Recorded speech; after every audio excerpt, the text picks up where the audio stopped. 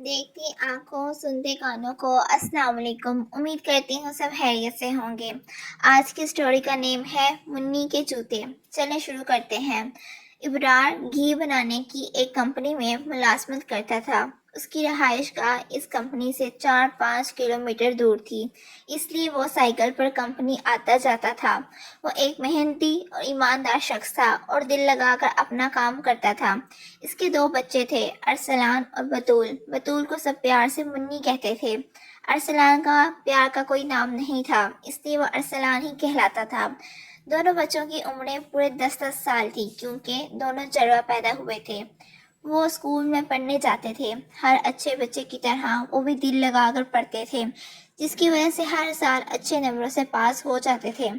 इब्रार की बीवी अनीसा दिन भर घर के कामों में मसरूफ रहती। इब्रार काम पर से आने के बाद घर के कामों में भी बीवी का हाथ बटाता था और इसमें कोई शर्म महसूस नहीं करता था। इस दफ़ा घी के डब्बों की खपत ज़्यादा हुई थी और बहुत फ़ायदा हुआ था। कंपनी के नौजवान मालिक ने मुलाजमीन को बोनस के तौर पर एक माह की इजाफी तनख्वाह देने का ऐलान किया था। इस खबर से मुलाजमीन में खुशी की लहर दौड़ गई थी। ये खुशी इससे भी ज़्यादा थी कि रमज़ान शुरू हो गए थे और ईद करीब थी। ईद में बहुत ज़्यादा अखराजात होते हैं। इस बोनस के मिलने की वजह से फैक्ट्री में काम करने वाले तमाम मुलाजमीन को इत्मीनान हो गया था कि इनके बच्चों के कपड़ों और जूतों का आसानी से इंतज़ाम हो जाएगा। अनीसा को भी इस खबर से दिली खुशी हुई थी। वो एक सुगर औरत थी और अखराजात से थोड़े बहुत पैसे बचाकर जमा कर लेती थी। इसने ईद के लिए भी पैसे जमा कर लिए थे, मगर फिर ख़ानदान में एक शादी आ गई और सारा हिसाब किताब गड़बड़ हो गया। जमा शुदा पैसे शादी में लग गए और इनके खर्च हो जाने के बाद इसको फिक्र लाहक हो गई थी कि ईद पर बच्चों के कपड़ों और जूतों का क्या होगा। अरसलान और मुन्नी के जूते उन्होंने पिछली से पिछली ईद पर ख़रीदे थे और अब वो पुराने हो गए थे। जूतों के पुराने होने की एक ये भी वजह थी कि दोनों बच्चे वो जूते पहनकर रोज़ स्कूल जाते थे। अनीसा चाहती थी कि कपड़ों के साथ साथ बच्चों को जूते भी ले लें। ये तो सभी जानते हैं कि रमज़ानों में अफ्तारी की तैयारी में काफ़ी खर्चा हो जाता है। पकौड़े, समोसे, फलों की चाट, छोले, दही बड़े और मुख्तलिफ इक़साम के शरबत तो हर अफ्तारी में दस्तरख़्वान की ज़ीनत होते हैं। 20 रोज़ों के बाद इब्रार की तनख्वाह के सारे पैसे ख़त्म हो गए थे। रमज़ान के 10 रोज़े अभी बाकी थे। इब्रार ने बोनस की रकम से कुछ पैसे निकाल कर अनीसा को दे दिए ताकि वो बकिया रमज़ान का खर्चा चलाए। ईद से 2 रोज़ कबल दोनों मियाँ बीवी ने बाज़ार जाने की सलाह की। इनका इरादा था कि दोनों बच्चों के रेडीमेड कपड़े खरीद लाएंगे। अरसलान और मुन्नी बहुत खुश थे। शाम को इब्रार काम पर से घर आया तो सबसे पहले ही तैयार होकर बैठे थे। 5 बज गए थे। खाने का वक्त अभी नहीं हुआ था, इसलिए अनीसा ने इसको चाय के साथ रंग बिरंगी पापड़ियाँ तल कर दे दी ताकि उसे कुछ सहारा हो जाए। बाजार इनके घर के करीब ही था। वो पैदल ही वहाँ पहुँच गए। ईद की वजह से बाजार में बड़ी गहमा गहमी थी और औरतों और बच्चों का बहुत बड़ा रश था। आम दिनों में दुकानदार ग्राहकों की खुशामद करते हैं, मगर ईद त्यौहार के मौका पर ग्राहकों को इनकी खुशामद करना पड़ती है। आज भी यही हो रहा था। किसी ग्राहक को ये मौका नहीं मिल रहा था कि वो चीज़ों की खरीदारी के लिए भाव ताव कर सके। दुकानदार मुंह मांगे दाम वसूल कर रहे थे और ग्राहकों को बिल्कुल भी मुंह नहीं लगा रहे थे। ये सूरत हाल देखकर अनीसा को बहुत मायूसी हुई। इसको एहसास हो गया था कि ईद की वजह से दुकानदार लोगों को दोनों हाथों से लूट रहे हैं। काफ़ी अर्सा पहले वो टीवी देख रही थी तो खबरें पढ़ने वाली औरत ने बताया था कि क्रिसमस के मौका पर यूरोप में तमाम अशिया की कीमतें बहुत कम कर दी जाती हैं ताकि अमीर गरीब सब एक साथ खुशियाँ मना सकें। इसके बरअक्स यहाँ ईद का सुनते ही हर चीज़ की कीमत आसमान तक जा पहुँचती है। कुछ कहो तो दुकानदार कहते हैं कमाने के यही तो दिन होते हैं, बाकी सारा साल तो हाथ पर हाथ रख कर बैठे रहते हैं। बहुत धक्के खाने और झिक झिक करने के बाद इसने मुन्नी का एक चमकदार फ्रॉक सूट और अरसलान की जीन्स की पैंट और एक शर्ट खरीद ली। मुन्नी की फ्रॉक पर सुनहरे रंग के तारों और सलमा सितारों का काम था, इसलिए इसके कपड़े अरसलान के कपड़ों से ज़्यादा महंगे थे। कपड़ों की खरीदारी से फारिग हुए तो अनीसा को अंदाज़ा हुआ कि अब इसके पास 1200 रुपये बचे हैं।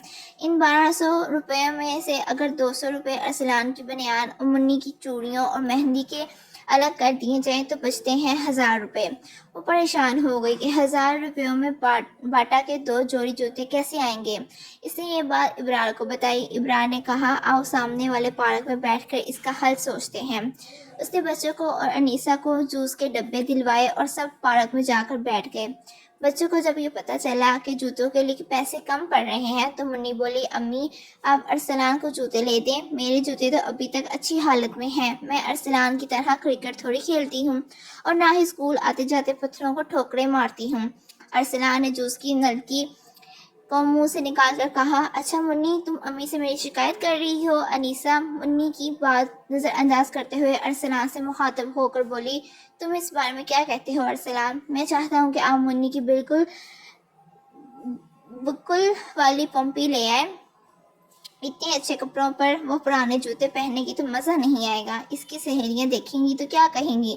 ارسلان نے کہا۔ ابرار ان کی باتیں غور سے سن رہا تھا۔ جب وہ خاموش ہوئے تو اس نے کہا مجھے خوشی ہے کہ ہمارے دونوں بچے ماشاءاللہ بہت سمجھدار اور ایک دوسرے کا خیال کرنے والے ہیں۔ پھر اس نے ارسلان اور منی سے کہا میری اپنی رائے یہ ہے کہ ہم قرآن دازی کر لیتے ہیں، میں 2 پرچیوں پر تم دونوں کے نام لکھتا ہوں، ایک پرچی انیسہ اٹھائے گی، پرچی میں جس کا بھی نام نکلے گا جوتے اسی کے آئیں گے۔ یہ تجویز ارسلان اور منی کو تو بہت پسند آئی مگر انیسہ خاموش بیٹھی رہی۔ اس کا دل کر رہا تھا کہ دونوں بچوں میں سے کسی ایک کو بغیر جوتوں کی عید منانا پڑے گی۔ اس نے دکھی دل سے سوچا کہ غربت کتنی بری چیز ہوتی ہے۔ ابرار نے 2 کاغذوں پر دونوں بچوں کے نام لکھ کر ان کو لپیٹا اور دونوں ہاتھوں کا پیالہ بنا کر ان کو خوب ہلانے کے بعد ہاتھ انیسہ کی طرف کر دیے۔ انیسہ نے ایک پرچی نکالی، اس کو کھول کر پڑھا تو اس میں ارسلان کا نام تھا۔ ارسلان کو ذرا خوشی نہیں ہوئی، وہ تو چاہتا تھا کہ جوتے اس کی بہن کے آئیں۔ منی بہت خوش تھی کہ پرچی میں اس کے بھائی کا نام نکلا تھا، اب اس کے جوتے آئیں گے۔ عید والے روز وہ ان جوتوں کو پہن کر ٹھاٹھ سے اپنے دوستوں کے ساتھ گھومتا پھرے گا۔ جوتوں کی دکان پر زیادہ رش نہیں تھا۔ ارسلان کے جوتے منی نے پسند کیے تھے، اس نے ان کو پہنا، پھر دکان میں چل پھر کر بھی دیکھا، جوتوں کا سائز بالکل ٹھیک تھا۔ ارسلان نے سب ٹھیک ہے کی رپورٹ دی تو جوتا دکھانے والے ملازم نے جوتوں کو ڈبے میں پیک کیا اور انہیں لے کر کاؤنٹر پر آیا۔ کاؤنٹر پر موجود ملازم نے کمپیوٹر سے جوتوں کی رسید بنائی۔ جوتے 999 روپے کے تھے۔ ابرار نے 1000 کا نوٹ اس ملازم کو دیا اور جوتوں کا ڈبہ اٹھا لیا۔ وہ لوگ جانے کے لیے مڑے تو کاؤنٹر والے ملازم نے ارسلان کو آواز دے کر روکا اور 1 روپیہ اس کے حوالے کرتے ہوئے بولا یہ آپ کا بقایا ہے۔ ارسلان نے شکریہ ادا کر کے روپیہ لے کر انیسہ کو دے دیا۔ گھر آ کر انیسہ نے کپڑے اور جوتے الماری میں رکھ دیے۔ وہ کچھ چپ سی تھی۔ منی کے جوتے نہ آنے کا اسے افسوس تھا۔ بچے تو بچے ہوتے ہیں، ان کی خوشیاں پوری نہ ہوں تو ماں باپ کا دل بہت دکھتا ہے۔ وہ ان چیزوں کو الماری میں رکھ رہی تھی تو بے اختیار اس کی آنکھیں نم ہو گئی۔ بے بسی کے آنسو بہت جلد آنکھوں سے چھلک جاتے ہیں۔ چاند رات کی خوشیوں کا کیا کہنا، کراچی سے خیر تک ہر گھر میں گہما گہمی نظر آتی ہے۔ مرد حضرات و خیر آرام سے بیٹھے رہتے ہیں، لڑکے والے بھی فلم اور موبائلوں میں مصروف رہتے ہیں، مگر لڑکیوں اور خواتین کی مصروفیات ختم ہونے کا نام نہیں لیتی۔ انیسہ کو بھی بہت کام کرنا پڑ گئے تھے۔ اس نے عید کے روز سوئیاں کی تیاری کے لیے بادام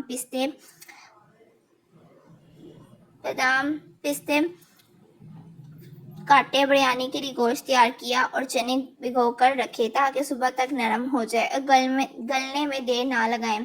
ان کاموں سے فارغ ہو کر وہ منی کے ہاتھوں پر مہندی لگانے بیٹھ گئی۔ رات زیادہ ہو گئی تھی، ابرار اور ارسلان سو چکے تھے۔ مہندی لگا کر انیسہ نے منی کے ہاتھوں پر پلاسٹک کے شاپر چڑھا کر ان پر ربر بینڈ لگائے اور اس کو پاس لٹا کر بولی صبح جلدی اٹھنا ہے، اب سونے کی کوشش کرو۔ اگلے روز جب جلدی سے اٹھ گئے، انیسہ نے ابرار اور ارسلان کے نہانے کے لیے پانی گرم کیا۔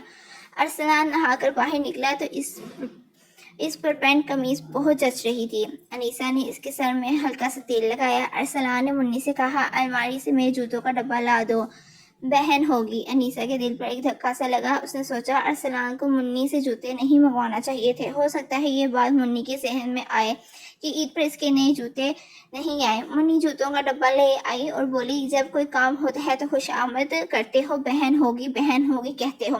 ارسلان ہنس کر بولا میں اکیلا تھوڑی ہی ہوں، ساری دنیا ہی مطلب کی ہے۔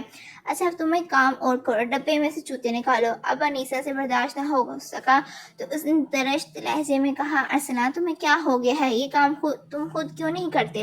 میں تمہاری جگہ ہوتی تو اس بات کا ضرور احساس کرتی کہ منی کے نئے جوتے نہیں آئے. میں نہ اسے ڈبہ منگواتی نہ جوتوں کو نکالنے کا کہتی. اتنی دیر میں منی ڈبہ کھول چکی تھی. پھر اس کے منہ سے حیرت بھری آواز نکلی, امی یہ کیا؟ انیسہ نے جلدی سے پلٹ کر دیکھا اور خود بھی حیران رہ گئی. منی کے ہاتھ میں کالے رنگ کی چمکتی ہوئی پمپی تھی, وہی پمپی جو منی کو بہت پسند تھی, مگر پیسے نہ ہونے کی وجہ سے انیسہ خرید نہ سکی.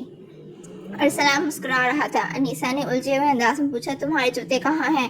امی میں نے رسید دکھا کر اپنے جوتے دکاندار کو واپس کر دیے اور ان کے بدلے منی کے لیے پمپی لے لی تھی. مجھے بالکل بھی اچھا نہیں لگ رہا تھا کہ میں نئے جوتے پہنوں اور میری بہن پرانے جوتے پہن کر عید منائے.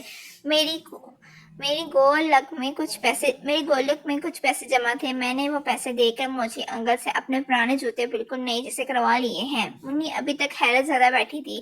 انیسہ کی آنکھوں میں آنسو تھے. وہ ارسلان کو پیار کر کے بولی, یہ اچھا ہوا یا برا میں نہیں جانتی, مگر یہ ضرور جانتی ہوں کہ تم نے ایک بھائی ہونے کا حق ادا کر دیا ہے. ہماری منی بہت خوش قسمت ہے کہ اسے اتنا اچھا بھائی ملا ہے.